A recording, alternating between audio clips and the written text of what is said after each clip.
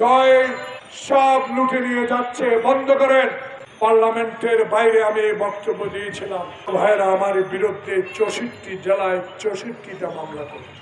ভাইরা আমি সেদিন বলেছিলাম, বাংলাদেশের আপনার এই কুসন্তান পুত্রকে রুখেন।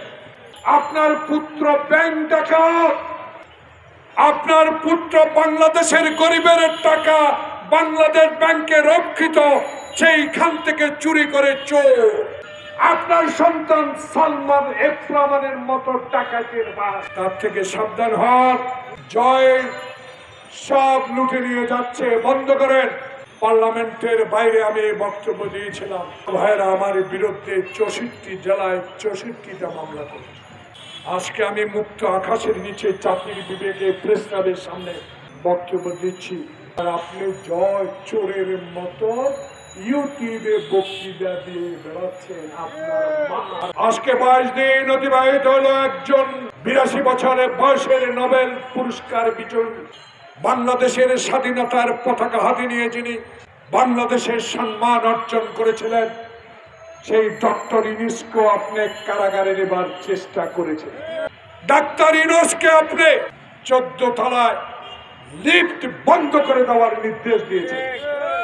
বুড়ো মানুষটি বাংলাদেশে যিনি অহংকার, বাংলাদেশের মানুষের প্রিয় যিনি, তাকে 14 তলায় পায়ে হেঁটে হাজিরা দিতে হয়েছে।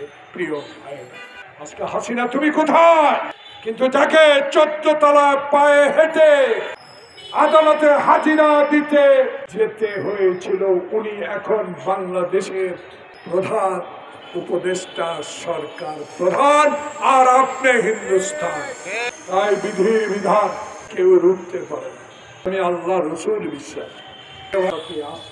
কারণ হলো বাংলাদেশে অগণতান্ত্রিক ব্যবস্থা, বাংলাদেশের সংবাদপত্রের স্বাধীনতা ক্ষুণ্ণ করা, বাংলাদেশের সংবিধান নষ্টকারী সরকার, বাংলাদেশে একদলীয় শাসন কায়েমকারী সরকার, বাংলাদেশে চৌধুরী আলমকে খুন করে গুম করা সরকার, বাংলাদেশে ইলিয়াস আলীর মতো আমার সহযোদ্ধা এমপি, তাকে গুম করে কোথায় রেখেছেন জানি না।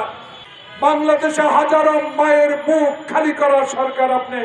বাংলাদেশের শেষ বিদায়ের আগে আপনি রংপুরের ছেলে আবু সাইদের বুকে গুলি করার সরকার। অন্যায় ছিল আবু সাইদের, একটাই কথা বলেছে, চাকরি দেন, আপত্তি না, কিন্তু আমরা যারা লেখাপড়া করি তাদেরকেও চাকরি দিতে। প্রিয় আমার সহযোদ্ধা বন্ধুগণ, বিএনপির অনেক বড় পর্যায়ের নেতা এখানে আছেন। এই প্রেস ক্লাবের সামনে আমার নেতা তারেক রহমান বাংলাদেশে বলেছে, আমি হাসিনার মতো চোরা ভোটে বাংলাদেশে নির্বাচন করতে চাই না, আমি বাংলাদেশে ভোটাধিকার ফেরত দেব। বাংলাদেশে এই আউয়াল নামে মিথ্যাবাদী চোর নির্বাচন কমিশনের মতো লোক দিয়ে নির্বাচন করতে চাই না। আমি গরিবের ভোটে, জনগণের ভোটে, এক মাথা এক ভোটের মাধ্যমে বাংলাদেশে এমন একটি ভোট চাই, যেই ভোটে আমার পিতা স্বাধীনতা ঘোষণা করেছে, আমার মা বাংলাদেশে গণতন্ত্র ফিরিয়ে দিয়েছে, আমিও বাংলাদেশের মানুষকে ভোটাধিকার ফেরত দিতে চাই। মা খালেদা জিয়ার জন্য দোয়া করবেন, তারেক রহমানকে দেশে আনার জন্য আল্লাহর কাছে দোয়া করেন, আল্লাহ পাক যেন এই নেতাকে দেশে আনে। প্রিয় ভাইয়েরা, একটি কথা বলতে চাই, আমি তখন কেন্দ্রীয় কারাগারে আরেক বেঈমান মইনুল হক, আরেক বেঈমান ফখরুদ্দিন আমাকে গ্রেপ্তার করে যখন ঢাকা কেন্দ্রীয় কারাগারে পাঠায়, তখন আমার নেতা তারেক রহমান ওই কারাগারে ছিলেন। প্রিয় ভাই,